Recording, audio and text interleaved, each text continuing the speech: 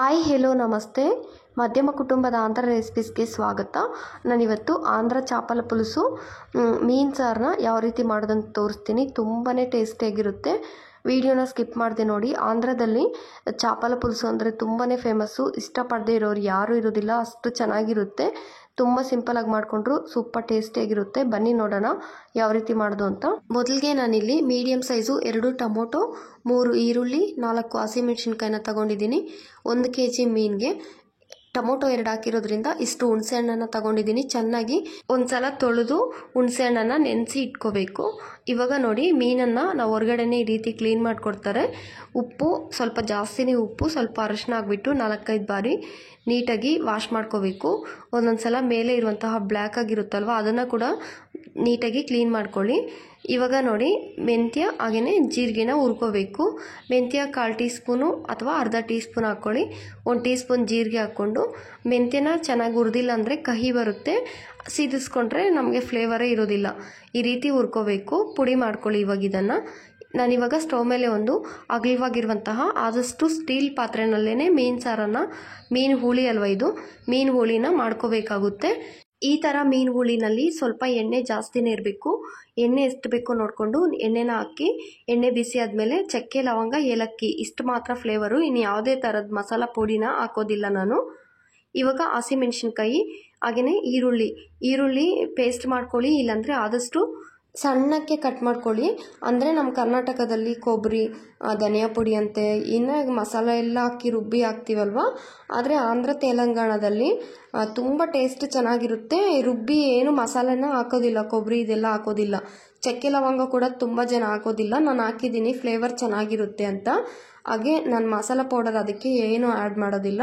ಈ ರೀತಿ ನಾವು ಮಾಡಿದ್ರೆ ಟೇಸ್ಟು ತುಂಬ ಚೆನ್ನಾಗಿರುತ್ತೆ. ಇವಾಗ ಇದು ಸ್ವಲ್ಪ ಚೆನ್ನಾಗಿ ಫ್ರೈ ಆಗಲಿ ಅಂತ ಸ್ವಲ್ಪ ಉಪ್ಪು ಹಾಗೆಯೇ ಸ್ವಲ್ಪ ಅರಶಿನ, 1 ಟೀ ಸ್ಪೂನು ಶುಂಠಿ ಬೆಳ್ಳುಳ್ಳಿ ಪೇಸ್ಟ್ ಹಾಕೋದು ಕ್ಲಿಪ್ ಮಿಸ್ ಆಗಿದೆ, ಮಿಕ್ಸ್ ಮಾಡದೆ 1 ಟೀ ಸ್ಪೂನ್ ಹಾಕ್ಕೊಳ್ಳಿ. ಒಂದು 5 ನಿಮಿಷ ಈ ರೀತಿ ಚೆನ್ನಾಗಿ ಈರುಳ್ಳಿನ ಫ್ರೈ ಮಾಡ್ಕೋಬೇಕು. ನಿಮಗೆ ನೋಡೋದಕ್ಕೆ ಸಿಂಪಲಾಗಿ ಅನಿಸ್ಬೋದು, ಆದರೆ ತಿಂದವ್ರಿಗೆ ಮಾತ್ರ ಗೊತ್ತು ಟೇಸ್ಟ್ ಯಾವ ರೀತಿ ಇರುತ್ತೆ ಅಂತ.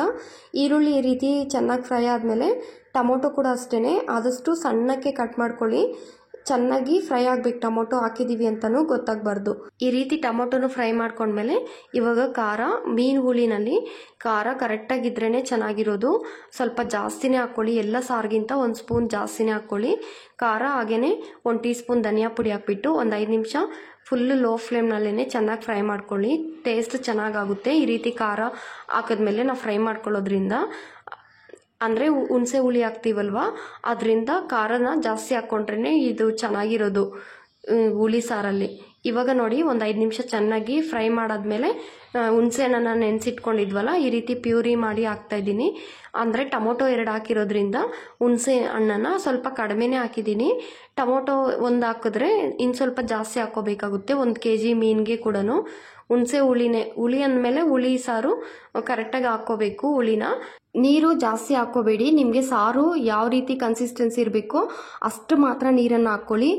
ಮೀನಲ್ಲಿ ನೀರು ಬಿಟ್ಕೊಳ್ಳುತ್ತೆ, ಒಂದೊಂದು ಸಲ ಗಟ್ಟಿ ಕೂಡ ಆಗೋದಿಲ್ಲ. ಉಪ್ಪನ್ನು ಹಾಕ್ಬಿಟ್ಟು ಒಂದು 5 ನಿಮಿಷ ಈ ರೀತಿ ಕುದಿಸ್ಕೊಂಡಾದ್ಮೇಲೆ ಚೆನ್ನಾಗಿ ಕುದಿ ಬರೋವಾಗ ಮೀನನ್ನು ಹಾಕ್ಕೋಬೇಕು. ಆದಷ್ಟು ಅಗಲವಾಗಿರುವಂತಹ ಪಾತ್ರೆ ಇಟ್ಕೊಳ್ಳಿ. ಹಾಗೆಯೇ ಸ್ಟೀಲ್ ಪಾತ್ರೆನಲ್ಲೇ ಮೀನು ಹುಳಿ ಅಲ್ವಾ ಮಾಡ್ಕೊಳ್ಳಿ. ಹುಳಿನ ಯಾವತ್ತೂ ಸ್ಟೀಲ್ ಪಾತ್ರೆನಲ್ಲೇ ಮಾಡ್ಕೋಬೇಕು. ಇವಾಗ ಮೀನನ್ನು ಹಾಕ್ಬಿಟ್ಟು ಇದನ್ನು ಮಿಕ್ಸ್ ಮಾಡೋಕ್ಕೆ ಹೋಗಬಾರ್ದು. ಮಿಕ್ಸ್ ಮಾಡಿದ್ರೆ ಬಿಟ್ಕೊಬಿಡುತ್ತೆ. ಮಿಕ್ಸ್ ಮಾಡಿದ್ರೂ ಕೂಡ ಇವಾಗ ಮಾತ್ರ ಮಿಕ್ಸ್ ಮಾಡ್ಕೋಬೇಕು. ಮೀನು ಸಾರು ಆದಮೇಲೆ ಇದನ್ನು ಮಿಕ್ಸ್ ಹಾಕ್ಬಿಟ್ಟು ಕಲಿಸ್ಕೋಬಾರ್ದು, ಅಂದರೆ ಪೀಸಸ್ ಎಲ್ಲ ಕೂಡ ಬಿಟ್ಕೊಂಬಿಡುತ್ತೆ. ಈ ರೀತಿ ಮೀನನ್ನು ಹಾಕ್ಬಿಟ್ಟು ನಾನು ಏನು ಮಿಕ್ಸ್ ಮಾಡಿದೆ, ಮುಚ್ಚಳನ ಮುಚ್ಚಿಬಿಟ್ಟು 15 ನಿಮಿಷ ಇದನ್ನು ಈ ರೀತಿ ಕುದಿಸ್ಕೊಂಡಿದ್ದೀನಿ. ನೋಡಿ, ಮೀನಿಗೆಲ್ಲ ಎಷ್ಟು ಚೆನ್ನಾಗಿ ಈ ಮಸಾಲೆ ಹುಳಿ ಎಲ್ಲ ಕೂಡ ಅಂಟ್ಕೊಂಡಿದೆ ಅಲ್ವಾ, ಚೆನ್ನಾಗಿರುತ್ತೆ. ನಾನು ಹೇಳಿರೋ ಪ್ರೋಸೆಸ್ಸಲ್ಲಿ ನೀವು ಮಾಡೋದಾದರೆ. ನಾನು ನೋಡಿ, ನೀರನ್ನು ಎಷ್ಟು ಹಾಕಿದರೆ ಅಷ್ಟೇ ನೀರಿದೆ. ಮೀನು ಕೂಡ ಅಷ್ಟೇ, ಒಂದೇನಾದರೂ ಬಿಟ್ಕೊಂಡಿದೆ ನೋಡಿ, ಹೇಗೆ ಹಾಕಿದರೆ ಹಾಗೇ ಇದೆ. ಒಂದು 15 ನಿಮಿಷ ಕುದಿಸ್ಕೊಂಡ್ರೆ ಸಾಕು ಮೀಡಿಯಮ್ ಫ್ಲೇಮ್ನಲ್ಲಿ. ಇವಾಗ ನಾವು ಆವಾಗಲೇ ಜೀರಿಗೆ, ಮೆಂತ್ಯ ಪುಡಿ ಮಾಡಿದ್ವಲ್ಲ, ಲಾಸ್ಟಲ್ಲಿ ಆ ಪುಡಿನ ಹಾಕ್ಬಿಟ್ಟು ಕೊತ್ತಂಬರಿನ ಹಾಕ್ಬಿಟ್ರೆ ನಮಗೆ ಇನ್ನು ಪರ್ಫೆಕ್ಟಾಗಿ ಮೀನು ಸಾರು ರೆಡಿ ಆಗಿಬಿಡುತ್ತೆ. ಇವಾಗೂ ಕೂಡ ಅಷ್ಟೇ ಸೌಟಲ್ಲಿ ಹಾಕಿ ಮಿಕ್ಸ್ ಮಾಡಿದೆ. ಒಂದು ಸಲ ಇನ್ನು ಬಟ್ಟೆನ ಇಟ್ಕೊಂಡು ಒಂದು ಸಲ ಈ ರೀತಿ ಮಿಕ್ಸ್ ಮಾಡ್ತಾರಲ್ವ, ಆ ರೀತಿ ಮಿಕ್ಸ್ ಮಾಡ್ಕೊಳ್ಳಿ, ತಿರುಗಿಸ್ಕೊಳ್ಳಿ. ಆದಷ್ಟು ಮೀನು ಸಾರನ್ನ ಕೇರ್ಫುಲ್ಲಾಗಿ ಮಾಡಬೇಕು, ಇಲ್ಲಾಂದರೆ ಬಿಟ್ಕೊಂಡ್ಬಿಟ್ರೆ ನಾವು ಮೀನು ಸಾರನ್ನ ಮಾಡಿ ವೇಸ್ಟ್ ಆಗುತ್ತೆ, ಚೆನ್ನಾಗಿರೋದಿಲ್ಲ. ಇಷ್ಟೇ ನಿಮ್ಗೆ ಇಷ್ಟ ಆಗಿದ್ದರೆ ಖಂಡಿತ ನೀವು ಕೂಡ ಒಂದು ಸಲ ಟ್ರೈ ಮಾಡಿ ನೋಡಿ. ತುಂಬ ಅಂದರೆ ತುಂಬ ಟೇಸ್ಟಿಯಾಗಿರುತ್ತೆ. ಮುದ್ದೆಗೂ ಅನ್ನಕ್ಕೂ ಎಲ್ಲದಕ್ಕೂ ನೀವು ಮಧ್ಯಾಹ್ನ ತಿನ್ನೋದಾದರೆ ಬೆಳಿಗ್ಗೆನೇ ಮಾಡ್ಕೊಳ್ಳಿ. ಮೀನು ಸಾರು ಚೆನ್ನಾಗಿರುತ್ತೆ. ಥ್ಯಾಂಕ್ಸ್.